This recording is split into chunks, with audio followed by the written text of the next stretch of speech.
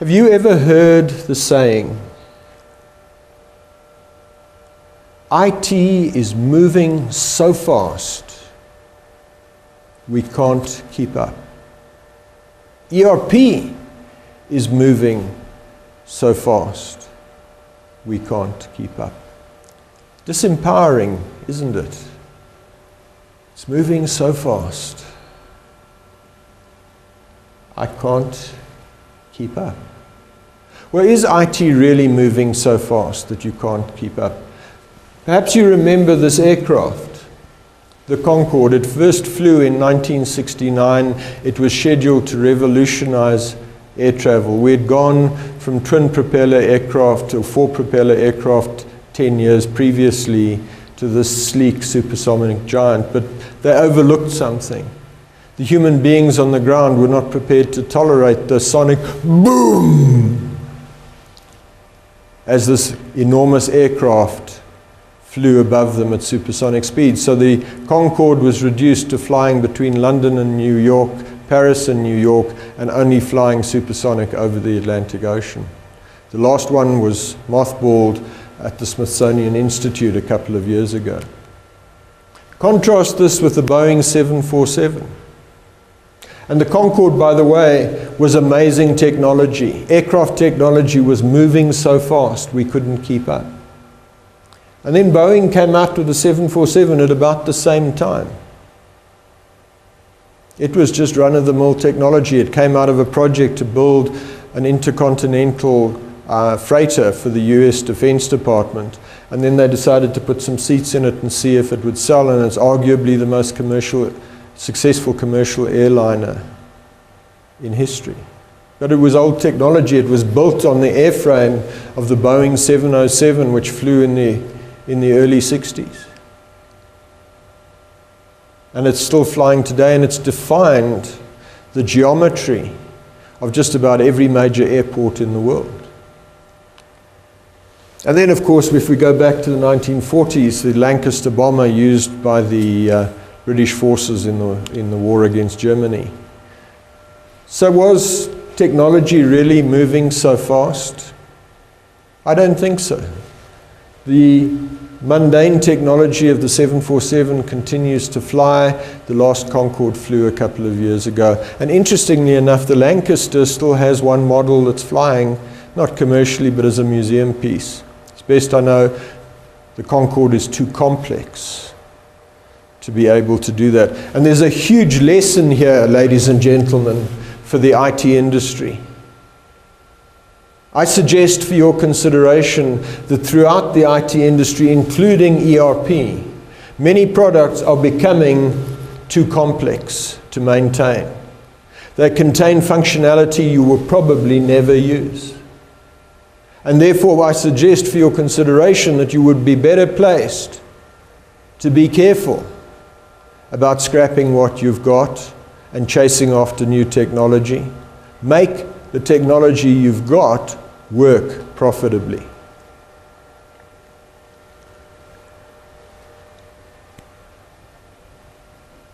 I mentioned to you earlier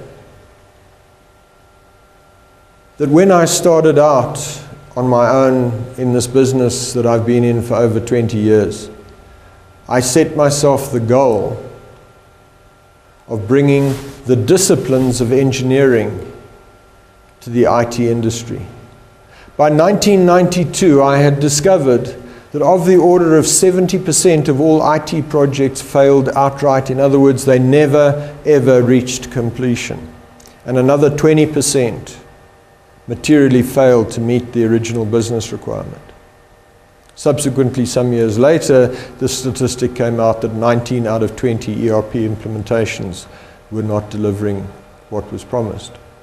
But as early as 1992, I started to speak at conferences about the high failure rate and started to investigate what was required to overcome it. And I did that from a context of an engineer who was trained to prevent failure in order to achieve success. So as I was exploring this, I built up a catalog of the factors causing failure. I was brought in by organizations to consult because I was talking about the failure rate. Organizations brought me in.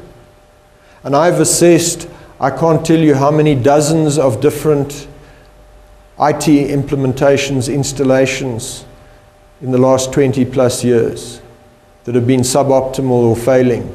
I've looked at just about all the ERP systems on the market. I've looked at the consequences, the outputs of many of the big implementation firms and the smaller firms as well.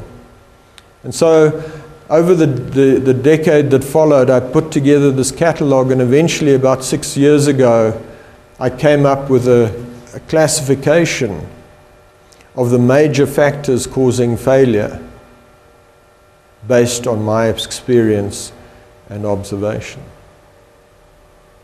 And what do you think the most significant factor is in causing failure?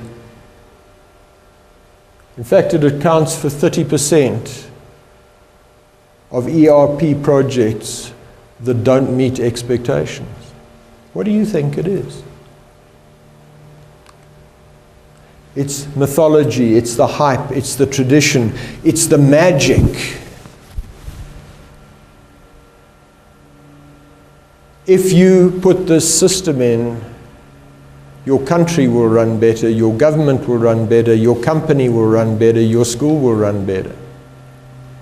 It's not so. Human beings have to use the technology in order to produce value. And then the second biggest factor is a lack of executive custody, inappropriate governance, and inappropriate policies. It is possible, like that, to take a decision. It must be Windows. It cannot be character-based. No modifications. And. People make snap decisions about policies that are inappropriate. Policies that get in the way. And then there's the chief executive who, when I interview him, looks at me and says, "Dr. Robertson, forgive me, I may be wasting your time. I don't know anything about computers or ERP." Folks, that is absolutely the wrong attitude. The chief executive does not need to understand the finer workings of IT, but the chief executive does understand the integration of the business and is the custodian of getting the different parts of the business to work together. Therefore, the chief executive must be the custodian and the sponsor for any ERP project if you want it to work. I was once flown to London for an organization that had spent £400 million on a massive integrated system operating over Europe, Middle East, Africa, and Asia. It was failing. The reason it was failing was that nothing had been put in place to get the executives who were responsible for those geographic regions to coordinate and cooperate. The incentives, the motivations down those silos did not interface in any way. So the software which was supposed to integrate the business from end to end could not work because the people were not cooperating with it. When somebody tells me that they need different software to integrate, immediately a red flag goes up, because today technologically you can get just about any technology to integrate with any technology. The problem is corporate politics, people who don't work together, who won't cooperate, and problems in the data.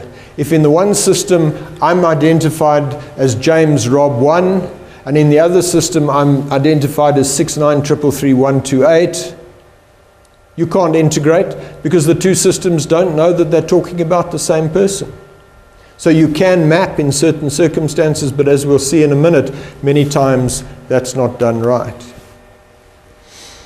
Then lack of strategic architecture and strategic alignment.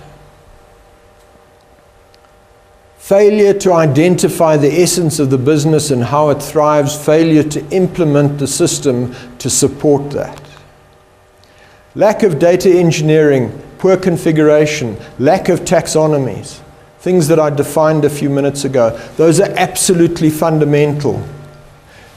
These first few points are soft, conceptual. This is hard. That is the nuts and bolts of how you configure the software. And it determines how well the software will work. And then the soft issues, the psychology of change. Because it is so that if you tell somebody that their job will be sacrificed because you're putting in a system to do something that will result in headcount reduction, that person's not going to cooperate with you. They're going to back off. Or they may actively oppose you. Therefore, headcount reduction is not a valid justification in my mind in your country.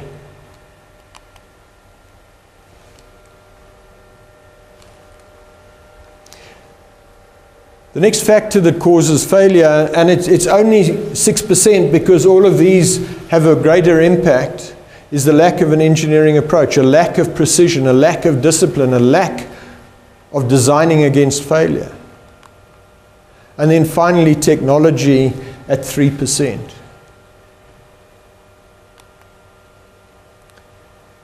I want to make the point to you, the value of technology is determined by the person using the technology. The gun is good if it's held by somebody you think is good and pointed at somebody you think is bad. But the gun is bad if it's pointed at you, particularly if it's held by somebody you think is bad. The gun in and of itself has no value in the same way that the stethoscope in and of itself has no value. It is dependent on the human being who is trained how to use it and has a particular motive in using it. And so I've said that technology is only 3 to 5% of what causes failure. So you could say, well, it's insignificant. Have you had one of these recently?